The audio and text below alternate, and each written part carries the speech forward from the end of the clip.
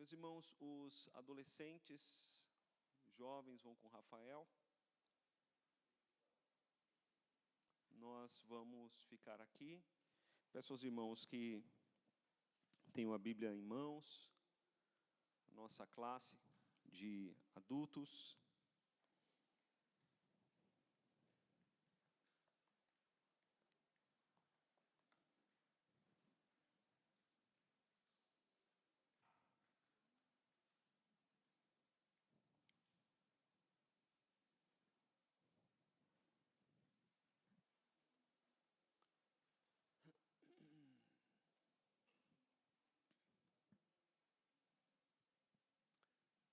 Meus irmãos, nós temos estudado o livro de Apocalipse.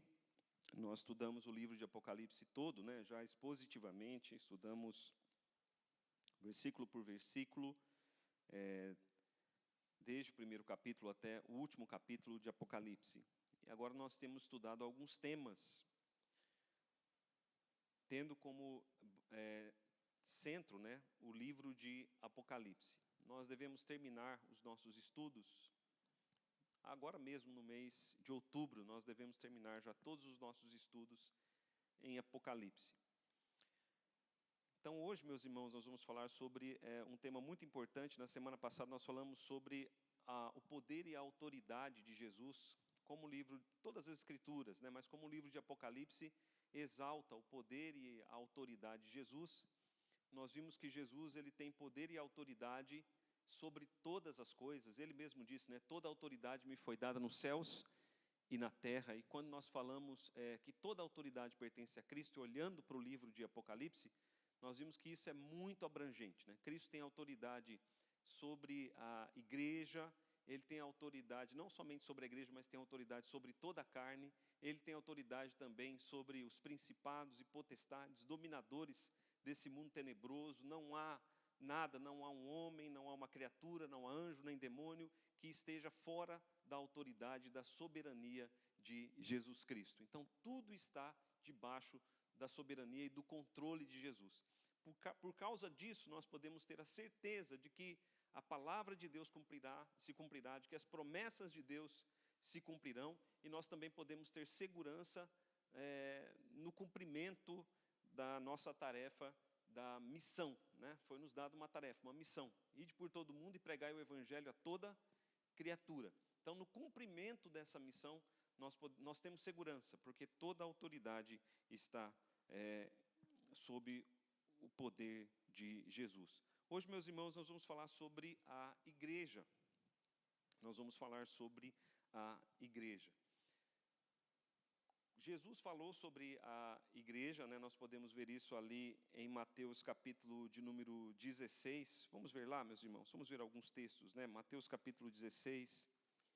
Nós vemos que o próprio Jesus falou sobre a igreja. Mateus capítulo 16,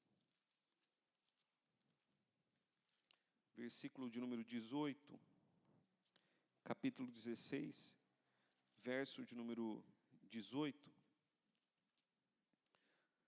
Jesus disse, né, também eu te digo, tu és Pedro.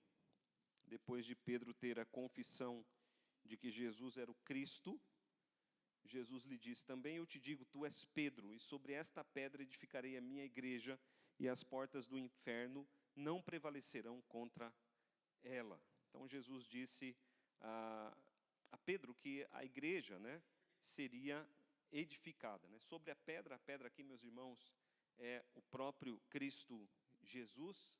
Não vamos nos aprofundar nesse tema, né, agora, mas a pedra aqui é o próprio Cristo Jesus. E Jesus disse aqui que as portas do inferno não prevaleceriam contra a igreja, no sentido de que o inferno tentaria, né, buscaria fechar as portas para que a igreja não avançasse, mas a igreja avançaria no cumprimento da sua missão, né? As portas do inferno não poderiam resistir o avanço da igreja do Senhor Jesus. Então, Jesus mesmo falou sobre a igreja. Nós temos que ter em mente, meus irmãos, que não são dois povos, né? É um só povo. No final será um só povo. Não são dois povos. Povo do Antigo Testamento, povo do Novo Testamento. nós falamos assim para uma divisão didática, mas no final da história nós teremos um só povo, né? O povo da fé. Amém, meus irmãos? Lembrando que no Antigo Testamento, o povo de Deus era visto como o povo de Israel. Já no Novo Testamento, o povo de Deus é a igreja, o qual também inclui Israel. Porque desde o começo da igreja, há igreja em Israel. Porque a igreja começa em Israel, né? A igreja começa ali, como nós podemos ver nas Escrituras, em Atos capítulo de número 2, com o derramamento do Espírito Santo. Se nós olharmos para Atos capítulo 1, veja ali comigo, Atos capítulo de número 1, versículo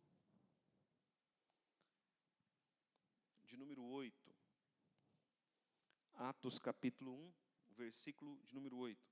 Mas recebereis poder ao descer sobre vós o Espírito Santo, e sereis minhas testemunhas, tanto em Jerusalém, como em toda a Judéia e Samaria, e até os confins da terra. Então, onde começa a igreja, meus irmãos? A igreja começa em Jerusalém, né?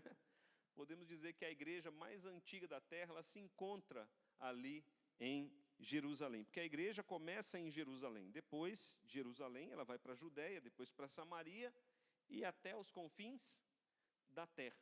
Mas desde que há cristianismo, a igreja ali em Jerusalém. Nunca deixou de haver crentes em Jerusalém.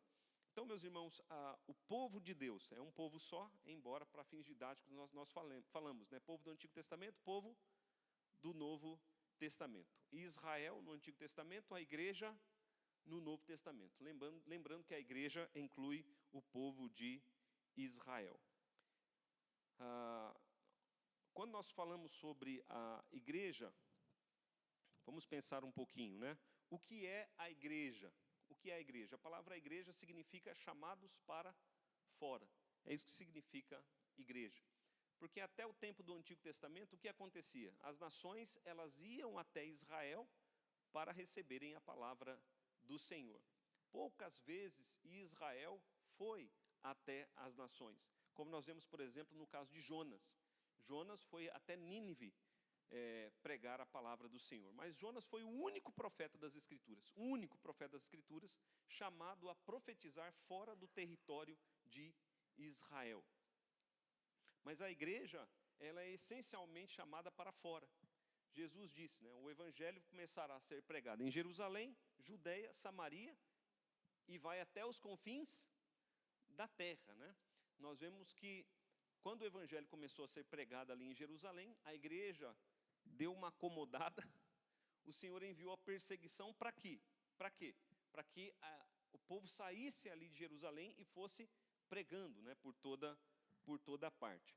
A igreja, meus irmãos, essencialmente a igreja é o povo de Deus de todas as épocas, né? É o povo de Deus de todas as épocas. Observe que a igreja são as pessoas, não os edifícios. Embora certamente as pessoas tenham edifícios em que se reúnem. Numa igreja, né, as boas-vindas são dadas a quem? Às pessoas. Então, nós somos a igreja. Amém, queridos? A igreja, num sentido, são as pessoas, e num sentido, ela é a estrutura. Quando nós falamos, né, vamos à igreja presbiteriana, nós estamos falando do quê? Basicamente da estrutura. Mas a igreja presbiteriana, em essência, é o quê? As pessoas, né? Os presbiterianos. Então, a igreja, essencialmente, é o povo, né? O povo de Deus. Nós costumamos falar, meus irmãos, da igreja, e quando nós olhamos para Apocalipse, e Apocalipse nos deixa muito claro isso, Apocalipse nos mostra que a igreja, ela é formada, né, pelo povo de Deus que está na terra e pelo povo de Deus que está nos céus. Então, a igreja, por um lado, esta é a igreja aqui. Por outro lado, nós temos uma igreja que está com Cristo nos céus, né? Todos aqueles que já morreram, eles compõem a igreja que está com Cristo no reino dos céus. Nós costumamos falar, meus irmãos, da igreja também, como sendo igreja visível e igreja invisível. Vocês já ouviram falar nisso? Igreja visível, igreja invisível, né? Alguns já ouviram falar, outros não. Muitas pessoas são novas na igreja, né? Igreja visível é a igreja como nós a vemos. É a igreja como nós a vemos. Quando nós olhamos para uma igreja, então ali nós temos a igreja visível. Só que a igreja visível, ela é formada por crentes e por descrentes. Por quê? Por que ela é formada por crentes e por descrentes? Porque o joio está no meio da igreja visível. Há pessoas que professam a fé na igreja visível, mas que não têm a fé no seu coração. Os irmãos compreendem? Então o conselho da igreja, quando vai receber membros, o conselho ele procura avaliar se há pessoas que têm pecados, né, graves, pecados públicos. Essas pessoas não são recebidas pelo conselho, mas há pecados que eles são difíceis de julgar, são pecados de fórum íntimo, e que as pessoas não deixam esses pecados, porque não creem verdadeiramente em Jesus. E essas pessoas, elas podem sim ser recebidas pelo conselho. Então essa é a igreja visível. Mas existe a igreja chamada de igreja invisível. O que é a igreja invisível? A igreja invisível é aquela igreja que só Deus vê. Deus, ele vê todos aqueles que são verdadeiramente crentes. Ele, de fato, os conhece. Amém, queridos? Então, há uma igreja que nós vemos e há a igreja verdadeira, que é aquela igreja que Deus vê. Porque eu não vejo o coração, eu não vejo a fé. Mas Deus vê o coração, Ele vê a fé. Sebastião.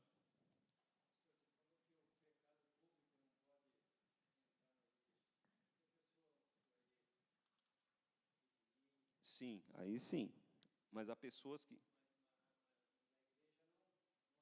a igreja aceita, né? O Sebastião está perguntando aqui se a pessoa tem um pecado público grave, mas se ela se arrepender desse pecado, a igreja deve aceitar? Sim, a igreja deve aceitar. Porque, na verdade, todos somos pecadores, viu?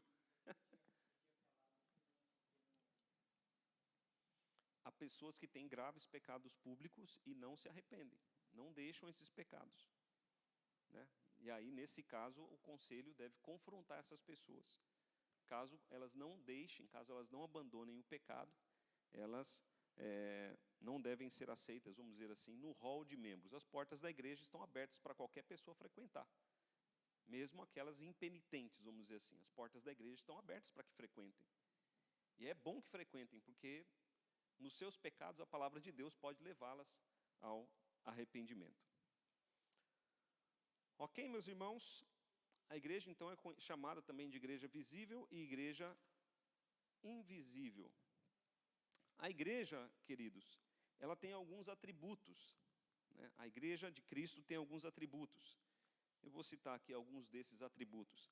A igreja de Cristo, ela é chamada de igreja de una nas Escrituras, né? Ou seja, a igreja de Cristo, ela deve ser uma em unidade. É até difícil nós falar isso, né? Por quê? Porque quando nós olhamos para a nossa realidade, o que nós vemos? Nós vemos uma igreja um pouco dividida, não é? Nós temos a igreja presbiteriana, a igreja batista, a igreja quadrangular, nós temos várias igrejas. E essas igrejas nem sempre são unidas. Há diferenças doutrinárias, mas aquilo que é essencial une essas igrejas. Eu costumo dizer o seguinte, especialmente na hora da Santa Ceia, que no reino dos céus nós não vamos ter placa de igreja. Não vai ter placa lá de igreja. Lá não vão entrar os presbiterianos. Lá vão entrar os crentes, né? Deus não vai perguntar de que igreja você era, de que denominação você era. Não. Lá o Senhor vai ver aqueles que tiveram a verdadeira fé em Cristo. Mas, por questões de doutrina, e até por questões de ética e de moralidade, é necessário que hoje tenhamos placas de igreja. Mas quando nós olhamos para João 17, nós vemos que a igreja de Cristo ela deve ser una. A igreja também, ela é espiritual e organizacional. Ela é espiritual no sentido de que ela é o corpo de Cristo, né? O corpo de Cristo, esse é o sentido espiritual, mas ela também é organizacional. Quando nós olhamos para as Escrituras, nós vemos que a igreja, primeiramente, ela era governada por apóstolos, e depois os apóstolos foram passando esse governo para os pastores, né, que são os presbíteros e diáconos, que são chamados em Hebreus capítulo 13 de guias da igreja. A igreja, meus irmãos, também é chamada a ser santa. E o que significa a palavra santa? Ou santo, né? Ou santo. A palavra santa significa separada. Quando nós olhamos para a nação de Israel, nós vemos que Deus fez o quê? Ele separou Israel das outras nações, para que Israel o conhecesse e recebesse as leis do Senhor. Então, Israel foi chamado de povo santo, né? Povo santo. E o povo santo, ele é separado para quê? É separado para o próprio Deus e separado para o serviço de Deus. Amém, queridos? As pessoas confundem, né? Às vezes, essa semana mesmo no discipulado, eu perguntei, né, para os adolescentes, o que significa a palavra santo? E eles responderam, sem pecado, né? Mas não significa isso. Nós estamos sendo também separados do pecado. Amém, meus irmãos? Mas ainda não fomos separados de todo do pecado. Mas a palavra santo, ela significa, então, separado. E a igreja, ela foi separada. Separada para quê? Separada para o próprio Deus. Separada para servir ao Senhor. E aí nós podemos também dizer que a igreja, ela deve viver de maneira separada do mundo. Mundo, não mundo criação. Quando nós falamos separados do mundo, o que significa o mundo na Bíblia? Mundo na Bíblia significa sistema de valores. Há um sistema de valores que se opõe à palavra de Deus. E nesse sentido nós somos separados do mundo. E devemos também ser separados do pecado. Amém, meus irmãos? Está dando para entender? Então a igreja, ela é santa. Estou passando aqui rapidamente alguns temas, né? Porque eu quero entrar no assunto ali que é importante para nós no Apocalipse. A igreja também, ela é chamada de igreja católica. Isso, quando a gente fala isso, né, muitas pessoas têm dificuldade, né? Mas o que significa a palavra católica? Você sabe o que significa a palavra católica? Universal, exatamente. A palavra católica significa universal. Então, a igreja de Cristo, ela é católica no sentido de que ela não é católica romana, né? Mas ela é católica no sentido de ser universal. Ela está espalhada por toda a terra. Amém, queridos? Então, a igreja de Cristo, ela não é a igreja que está em Jerusalém, vamos dizer assim, a igreja que está em Jerusalém e a igreja que está em Rancharia. Qual é mais importante? Nenhuma é mais importante que a outra. As duas são iguais, porque a igreja do Senhor, ela é católica, né? A igreja do Senhor, ela é universal. A igreja também, ela é apostólica, no sentido de que ela está fundamentada na doutrina dos apóstolos. E as marcas da igreja, meus irmãos, as marcas da igreja, a igreja verdadeira, ela preza pela verdadeira pregação da palavra, ou pela fiel exposição da palavra de Deus, pela correta administração dos sacramentos, e os sacramentos são dois nas Escrituras, batismo e Santa Ceia. E a igreja também tem como marca a disciplina. O que é a disciplina na igreja? Nós temos falado pouco sobre a disciplina. A disciplina na igreja significa corrigir os crentes, né? Os crentes precisam ser corrigidos, aqueles que se afastam, aqueles que vivem no pecado precisam ser corrigidos para que sejam santificados. Essas não são as únicas marcas. A igreja também tem como marca, a igreja verdadeira também tem como marca o amor, a adoração e o cumprimento da missão, que é a evangelização. E aqui eu queria ver com os irmãos Mateus capítulo de número 28.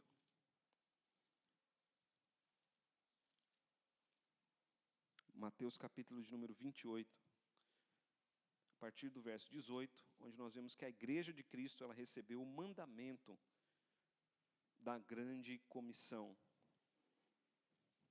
Mateus capítulo 28, versos 18 e 19. Jesus, aproximando-se, falou-lhes. Mateus capítulo 28, versos 18 e 19. Jesus, aproximando-se, falou-lhes, dizendo: toda a autoridade me foi dada no céu e na terra. Ide, portanto, fazei discípulos de todas as nações, batizando-os em nome do Pai, do Filho e do Espírito Santo. Verso 20 também. Ensinando-os a guardar todas as coisas que vos tenho ordenado. E eis que estou convosco todos os dias, até a consumação dos séculos. Então veja, meus irmãos, Cristo, após a sua ressurreição, quando ele está para subir aos céus, antes de subir aos céus, ele dá à igreja o mandamento da grande comissão. A igreja tem como tarefa ir por todo mundo, fazendo discípulos de todas as nações. E a igreja, meus irmãos, ela não deve jamais perder de vista a sua missão, o seu propósito nesse mundo. Até que todos aqueles que Deus quer alcançar sejam alcançados, a igreja tem esse propósito aqui, de evangelizar e de alcançar aqueles que não foram alcançados. Quando todos forem alcançados, então o Senhor Jesus vai levar a igreja, vai arrebatar a igreja. O que é o arrebatamento da igreja? É o encontro da igreja que está aqui na terra com a igreja que já está lá nos céus. Ok, meus irmãos? Alguma dúvida? Algum questionamento até aqui?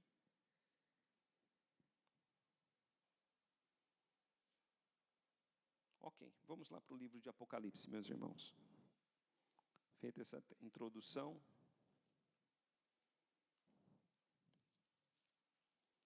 Apocalipse, capítulo de número 1.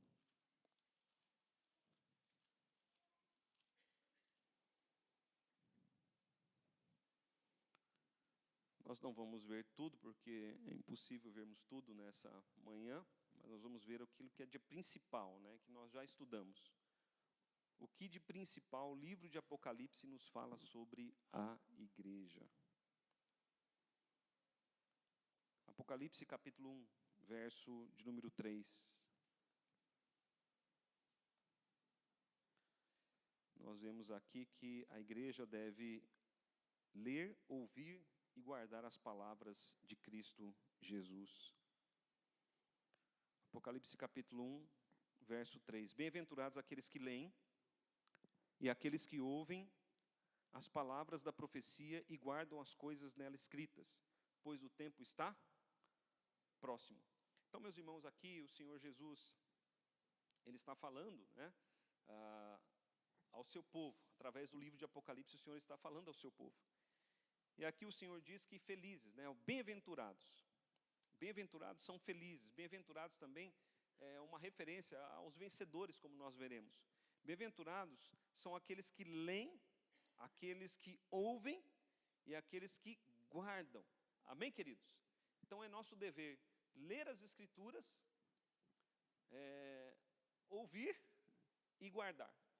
Embora naquele tempo havia um sentido diferente para isso, Por quê? Porque naquele tempo um lia e os demais ouviam, porque nem todos tinham a palavra na mão. Por isso ele diz, bem-aventurado aqueles que leem, aqueles que ouvem, porque um lia, os demais ouviam, mas todos deveriam guardar a palavra. Hoje nós temos o privilégio tanto de ler, quanto de ouvir, mas é preciso guardar, no sentido de obedecer. Guardar tem o sentido de obedecer, de tomar posse das Escrituras. Amém, queridos? Porque se você ler e ouvir, mas não guardar, a palavra de Deus não terá nenhum sentido para a sua vida.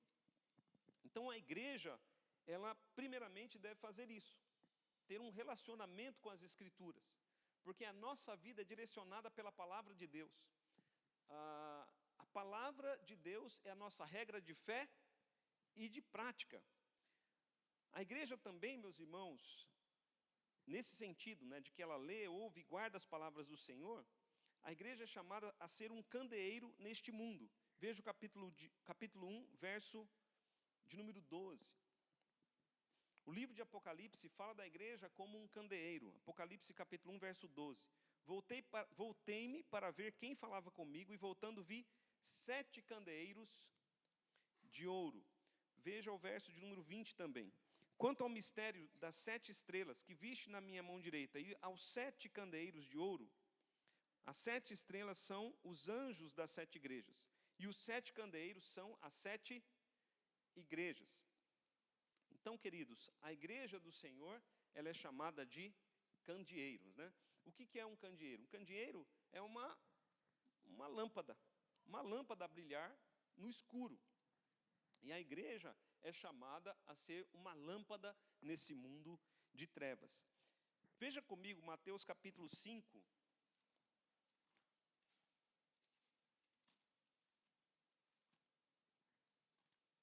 Mateus capítulo 5, versículo de número 14.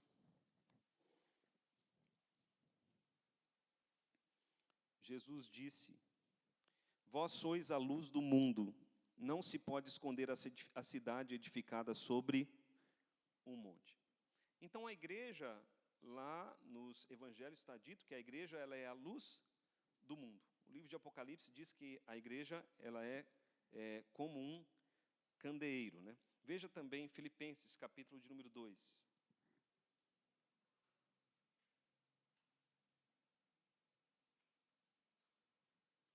Filipenses capítulo de número 2.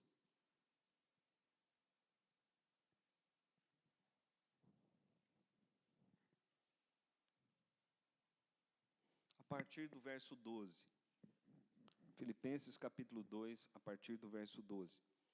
Assim, pois, amados meus, como sempre obedecestes, não só na minha presença, porém muito mais agora na minha ausência, desenvolvei a vossa salvação com temor e tremor, porque Deus é quem efetua em vós tanto querer como realizar segundo a sua boa vontade.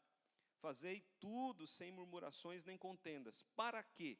Para que vos torneis irrepreensíveis e sinceros, filhos de Deus inculpáveis, no meio de uma geração pervertida e corrupta, na qual resplandeceis como luzeiros no mundo, preservando a palavra da vida, para que no dia de Cristo eu me glorie de que não corri em vão, nem me esforcei inutilmente. Então, meus irmãos, nesse mundo, né, pervertido e corrupto, Paulo diz aí em Filipenses, nesse mundo de trevas, a igreja é chamada ao quê? A igreja é chamada a brilhar. A igreja é chamada a ser um luzeiro. A igreja é chamada a ser um candeeiro. E aí, meus irmãos, é importante nós termos a cosmovisão cristã. O que é cosmovisão cristã? Cosmovisão cristã, cosmovisão tem a ver com a forma como nós enxergamos o mundo. O cristão deve ter a sua própria cosmovisão. A nossa cosmovisão emana da palavra de Deus. A nossa cosmovisão flui da palavra de Deus. Por isso nós devemos ler, ouvir e guardar as Escrituras. Né? Nós costumamos dizer que a cosmovisão é como óculos. A pessoa que usa óculos, ela enxerga o mundo a partir das lentes dos seus óculos, né? E a nossa cosmovisão é aquilo a partir da qual nós enxergamos o mundo. Cosmovisão, filosoficamente, tem a ver com princípios e valores fundamentais, princípios e valores básicos. E a igreja tem a sua cosmovisão fundamentada nas Escrituras, porque das Escrituras fluem para nós princípios e valores básicos. Amém, meus irmãos? Agora, o mundo também tem a sua cosmovisão, que é diferente da cosmovisão cristã. O mundo também tem seus princípios e os seus valores. E aí a Bíblia não vai dizer o seguinte, Porque às vezes a gente se escandaliza com o mundo, né? A gente se escandaliza com o rumo que o mundo está tomando. A gente se escandaliza com para onde esse mundo está indo, não é verdade? Mas, meus irmãos, o mundo, o que é dito do mundo? O mundo é pervertido, ele é corrupto. O mundo é santo? Não. O mundo anda conforme a palavra de Deus? Não. Então o mundo, ele é mundo. O mundo continua sendo mundo. O mundo, na época dos apóstolos, era pervertido, era corrupto. A família não tinha valor nenhum na época dos apóstolos. Mas a igreja é que é chamada a ser diferente. A igreja que é chamada a ser santa. A igreja que é chamada a ser um candeeiro, uma luz a brilhar neste mundo de trevas. Então, meus irmãos, a gente não deve se preocupar ou se espantar com a cosmovisão do mundo. A gente deve se espantar, sim, quando a cosmovisão da igreja está se moldando à cosmovisão do mundo. Os irmãos estão compreendendo? É aí que a gente deve se espantar. Quando a igreja começa a enxergar como o mundo enxerga. Porque a igreja é chamada a ter uma visão diferente, a ser diferente, a se portar diferente. Amém, queridos? Mas a igreja não deve influenciar o mundo? Sim, a igreja deve influenciar o mundo. A igreja não deve procurar transformar o mundo? Sim, a igreja deve procurar transformar o mundo. Mas a igreja não deve se espantar com a forma como o mundo vê as coisas.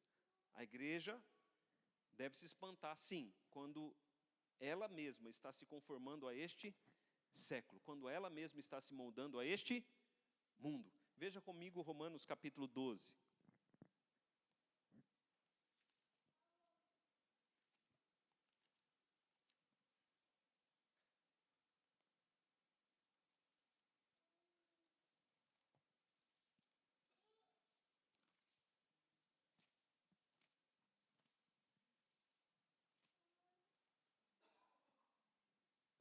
Romanos capítulo de número 12. O apóstolo Paulo diz assim, a partir do verso de número 1. Rogo-vos, pois, irmãos, pelas misericórdias de Deus, que apresenteis o vosso corpo por sacrifício vivo, santo e agradável a Deus, que é o vosso culto racional. E não vos conformeis com este século, né? A palavra, mas transformai-vos pela renovação da vossa mente, para que experimenteis qual seja a boa, agradável e perfeita vontade de Deus, né? Quando Paulo diz aí, não vos conformeis, a palavra conformeis aí tem significado de tomar forma, né? É como se Paulo dissesse assim, não tomem a forma deste século, mas tomem outra forma, mas transformai-vos, né? Tenham outra forma, através da renovação da vossa mente. Amém, queridos? Paulo está falando aqui de cosmovisão, né? A gente não deve se moldar ao mundo, de forma alguma. Mas nós devemos nos moldar a quem? Nos moldar a Cristo, nosso Senhor. Então, somente assim é que a igreja vai ser um verdadeiro candeeiro neste mundo. Ok? Alguém quer falar alguma coisa? Pode falar, Manuel.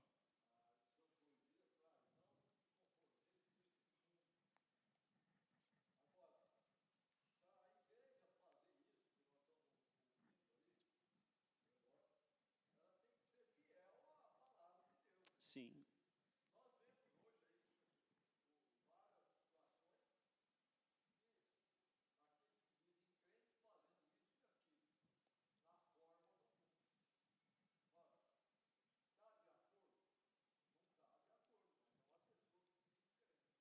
Isso, né? O presbítero Manuel está dizendo aqui que, primeiro ele diz que na versão revista corrigida, tá?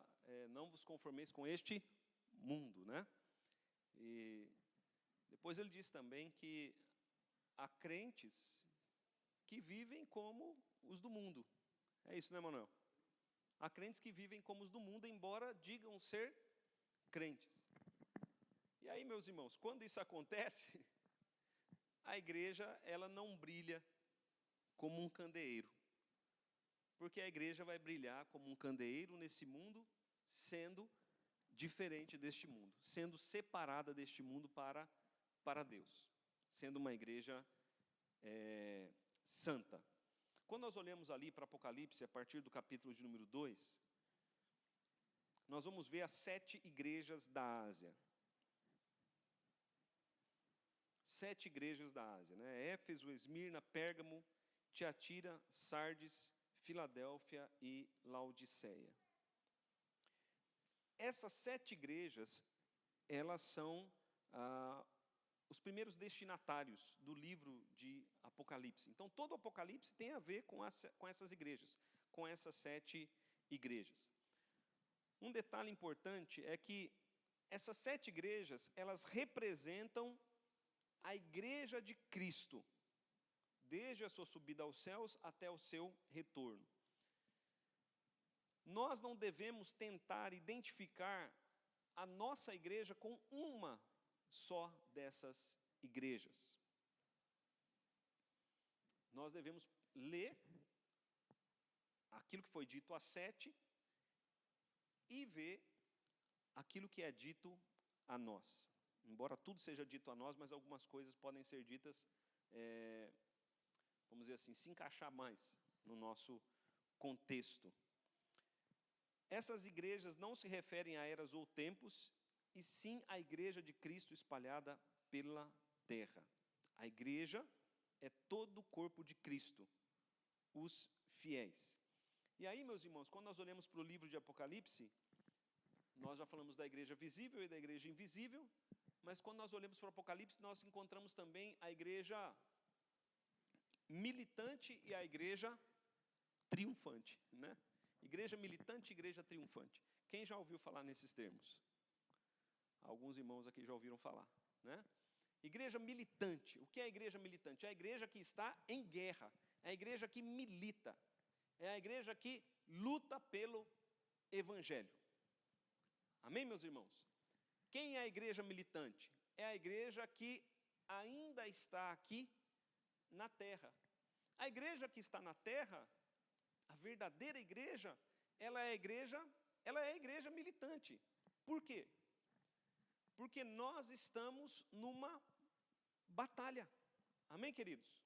Enquanto estivermos nesse mundo, nós estaremos em batalha. Enquanto nós estivermos neste mundo, nós estaremos em guerra.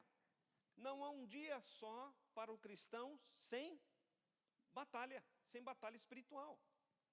É certo que há dias em que a batalha é mais intensa, há dias em que a batalha é menos intensa, mas sempre há batalha. Se os irmãos observarem comigo ali, deixo aberto em Apocalipse capítulo 2, mas veja comigo ali, Efésios.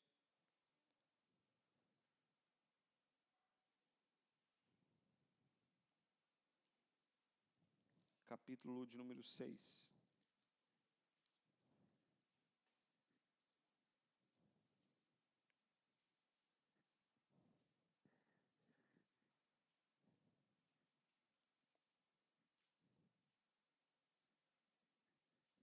Efésios, capítulo de número 6. A partir do verso 10. Efésios, capítulo 6. A partir do verso 10 diz assim: quanto ao mais, sede fortalecidos no Senhor e na força do seu poder, revesti-vos de toda a armadura de Deus, para que possais ficar firmes contra as ciladas do diabo, porque a nossa luta, e a palavra luta aí é guerra, porque a nossa luta, e aí é uma luta, meus irmãos, é até interessante, eu vi um teólogo fazendo exegese desse texto, ele coloca a palavra luta aí como uma luta corporal, né? Ele descreve essa luta como uma luta corporal, porque a nossa luta não é contra o sangue e a carne, sim contra os principados e potestades, contra os dominadores desse mundo tenebroso, contra as forças espirituais do mal nas regiões celestes. Portanto, tomai toda a armadura de Deus, para que possais resistir no dia mau, e depois de terdes vencido tudo, permanecer inabaláveis. Então, a igreja, ela está numa luta, ela está numa batalha. Por isso é chamado de igreja militante. A nossa luta é pelo quê, meus irmãos? A nossa luta é pelo evangelho.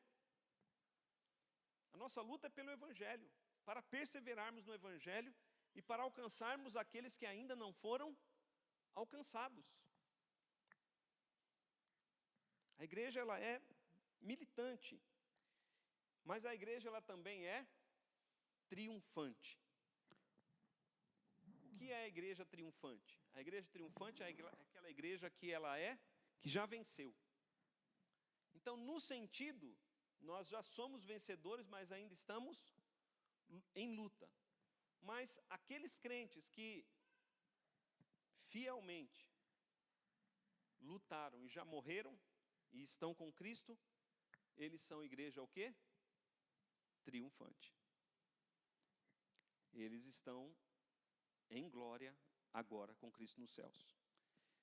E chegará o dia do grande triunfo, que será o dia do retorno do Senhor Jesus, em que não haverá mais igreja militante, haverá só a igreja triunfante. Então o Apocalipse fala muito a respeito disso. Veja, por exemplo, ali capítulo de número 1 de Apocalipse. Vamos ver aqui alguns versos, né, sobre igreja militante. Capítulo 1, verso de número 9. Capítulo 1 de Apocalipse, verso de número 9. João diz assim: eu, João, irmão vosso e companheiro, na tribulação, no reino e na perseverança. Em Jesus achei-me na ilha chamada Patmos, por causa da palavra de Deus e do testemunho de Jesus. Então, João aqui, ele está falando com quem, meus irmãos? Está falando com a igreja militante, né? Por quê? Porque ele diz, olha, eu sou irmão e companheiro de vocês na tribulação, no reino e na perseverança. Quando João escreveu o Apocalipse, ele estava em sofrimento, ele estava exilado na ilha de Patmos. E ele, sendo um exilado, estava falando com aqueles que também estavam em sofrimento. Para quê? Para que aqueles que estavam em sofrimento fossem perseverantes. Porque quando o Apocalipse foi escrito, os primeiros destinatários, né, as 7 igrejas da Ásia, aqueles crentes que receberam o livro de Apocalipse, eles estavam sendo perseguidos pelo Império Romano. Muitos estavam sendo separados da sua família, outros sendo vendidos como escravos, outros perdendo o seu comércio, e alguns sendo condenados à morte. E João diz, olha, eu sou irmão de vocês e companheiro de vocês. Na tribulação, no reino e na perseverança. Igreja militante, veja ali o capítulo de número 10 de Apocalipse.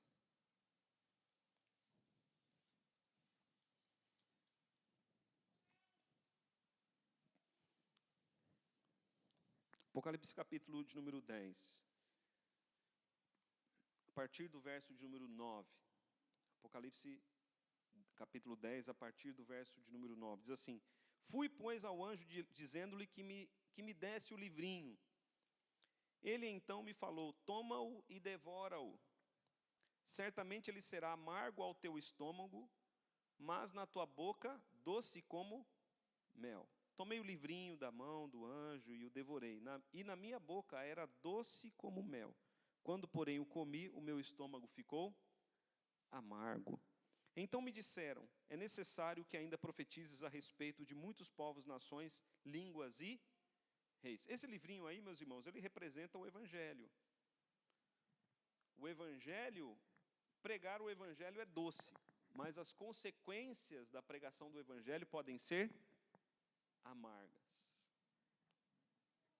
A igreja, ela é militante, prega o Evangelho. O Evangelho é maravilhoso, mas as consequências de pregar o Evangelho são amargas, porque o mundo não aceita ser confrontado pela palavra de Deus. Mas o que é dito aqui para João, é necessário, é obrigatório, é necessário que ainda profetizes. E profetizar aqui tem o sentido de pregar, né, de anunciar a palavra. É necessário que ainda profetize a respeito de muitos povos, nações, línguas e reis. Então, meus irmãos, João, né, as 7 igrejas da Ásia, nós somos chamados a sermos igreja militante, a lutarmos pelo Evangelho. Pregar o Evangelho é doce, mas as consequências podem ser amargas. Veja o capítulo 12.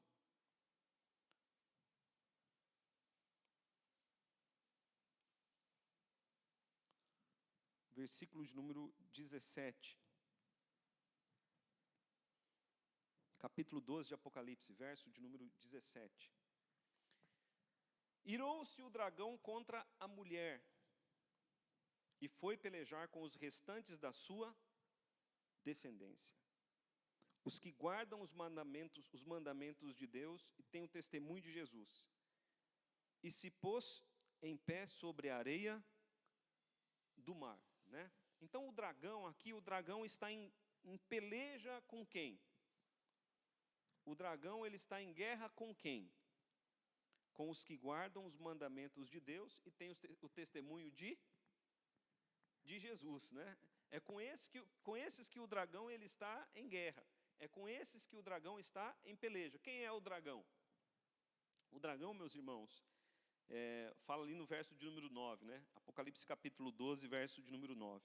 E foi expulso, repare essa expressão, né? E foi expulso o grande dragão, a antiga serpente, que se chama Diabo e Satanás, o sedutor de todo mundo. Sim, foi atirado para a terra e com ele os seus anjos. Né? Então, quando Cristo sobe aos céus, Satanás de lá ele é expulso. E ele é expulso e também preso, no sentido de que ele não pode mais enganar as nações.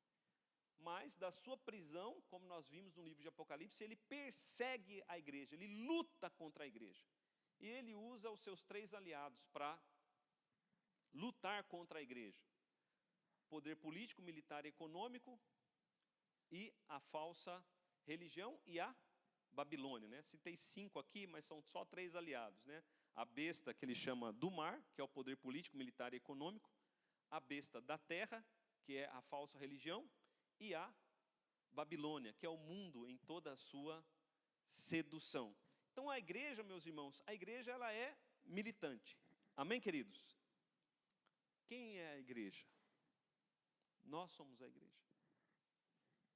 Nós somos a igreja do Senhor Jesus. Nós estamos, queiramos ou não, numa batalha espiritual. E devemos acordar para isso. Mas existe a igreja triunfante. Num sentido, nós somos a igreja triunfante, mesmo estando aqui na terra. Mas há uma igreja que já está num sentido totalmente triunfante, que é a igreja que está com Cristo nos céus. Veja aí Apocalipse capítulo 4, verso de número 4.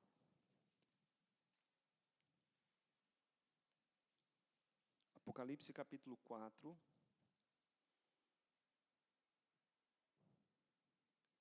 Verso de número 4. Né? Apocalipse 4 fala sobre o trono de Deus. Apocalipse 4, verso 4. Ao redor do trono há também 24 tronos, e assentados neles 24 anciãos, vestidos de branco, em cujas cabeças estão coroas de ouro.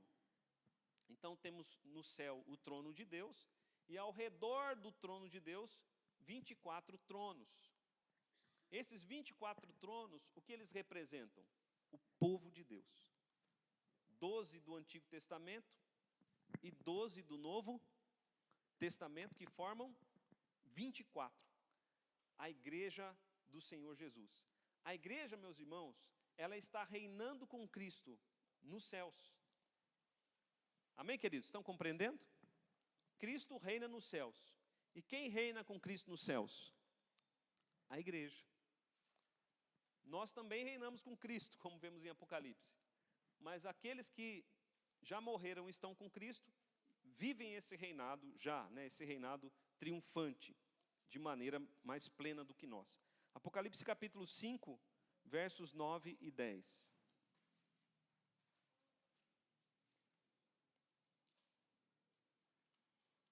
E entoavam um novo cântico, dizendo: digno és de tomar o livro e de abrir-lhe os selos, porque foste morto e com teu sangue compraste para Deus os que procedem de toda tribo, língua, povo e nação, e para o nosso Deus os constituíste reino e sacerdotes, e reinarão sobre a terra. Então, meus irmãos, a igreja triunfante, ela reina e reinará com Cristo por toda a eternidade. E quando nós olhamos para Apocalipse, lá no final, né? Apocalipse capítulo de número 21 e 22, nós vemos ali a igreja em toda a sua plenitude de triunfo, porque ali nós encontramos a igreja no novo céu e na nova terra. Mas eu quero chamar os irmãos, mais uma vez, aos primeiros capítulos de Apocalipse, o capítulo de número 2, que eu pedi para os irmãos abrirem, mas nós ainda não lemos. Alguém tem alguma pergunta para fazer? Ok, queridos. Em tudo isso, meus irmãos, nós somos desafiados a sermos vencedores. Veja o capítulo de número 2, o verso de número 7, diz assim: quem tem ouvidos, ouça o que o Espírito diz às igrejas. Ao vencedor, dar-lhe-ei que se alimente da árvore da vida que se encontra no paraíso de Deus. Verso de número 11 do capítulo 2. Quem tem ouvidos, ouça o que o Espírito diz às igrejas. O vencedor de nenhum modo sofrerá dano da segunda morte. Veja o capítulo 2, verso de número 17. Quem tem ouvidos, ouça o que o Espírito diz às igrejas. Ao vencedor, dar-lhe-ei do maná escondido, bem como lhe darei uma pedrinha branca, e sobre essa pedrinha escrito um novo nome, o qual ninguém conhece, exceto aquele que o recebe. Verso de número, capítulo 2, verso de número 26. Ao vencedor, que guardar até o fim as minhas obras, eu lhe darei autoridade sobre as nações, e com cetro de ferro as regerá, e as reduzirá a pedaços, como se fossem objetos de barro. Capítulo 3, verso 5. O vencedor será assim vestido de vestiduras brancas, e de modo nenhum apagarei o seu nome do livro da vida. Pelo contrário, confessarei o seu nome diante de meu Pai e diante dos seus anjos. Capítulo 3, verso de número 12. Ao vencedor faloei coluna no santuário do meu Deus, e daí jamais sairá. Gravarei também sobre ele o nome do meu Deus, o nome da cidade do meu Deus, a nova Jerusalém que desce do céu, vinda da parte do meu Deus, e o meu novo nome. Capítulo 3, verso de número 21. Ao vencedor dar-lhe-ei sentar-se comigo no meu trono, assim como também eu venci e me sentei com meu Pai no seu trono. Nós somos, meus irmãos, chamados a sermos vencedores. Amém, queridos? A igreja, ela foi chamada para vencer com Cristo Jesus, o Senhor. Você tem trabalhado para vencer? Cristo já venceu, meus irmãos. Ele já fez tudo o que era necessário para sermos mais do que vencedores. Existem algumas coisas, só vou citá-las aqui por causa do nosso tempo, que marcam a igreja vencedora. A igreja vencedora é uma igreja que tem obras, porque a fé sem obras ela é morta. A igreja vencedora, então, é uma igreja que trabalha, é uma igreja que é perseverante. Perseverante na fé, perseverante na batalha, perseverante na santidade. A igreja vencedora é uma igreja que rejeita os falsos profetas. A igreja vencedora é aquela que se mantém no primeiro amor. A igreja vencedora é aquela que sabe fazer autoexame e se arrepender dos seus pecados quando é necessário. A igreja vencedora é a igreja que é fiel. Jesus disse: ser fiel até a morte, e dar-te-ei a coroa da vida. A igreja vencedora é a igreja que é totalmente dependente do Senhor. A igreja vencedora é aquela que sabe que o juízo virá sobre este mundo, e por isso procura se afastar dos pecados deste mundo. A igreja vencedora é a igreja que sabe que tudo que este mundo tem a oferecer não se compara àquilo que Deus tem preparado para nós. Isso tudo está aí nos capítulos 2 e 3. Sejamos então, meus irmãos, vencedores. Vamos estar com Cristo, com a palavra, e vamos viver uma vida de santidade. Vamos fechar nossos olhos.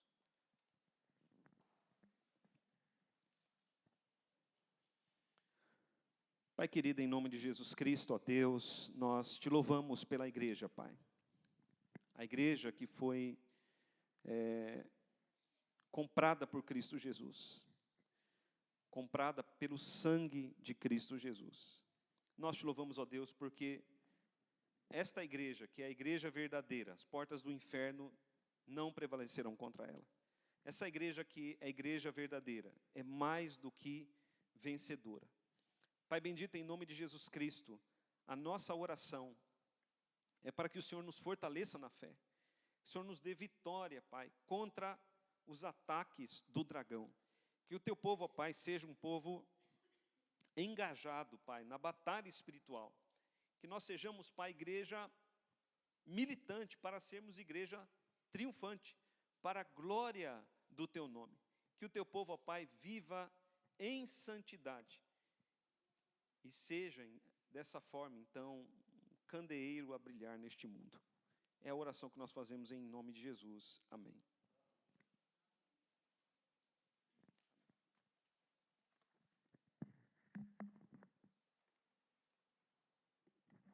Amém. Bom dia, irmão.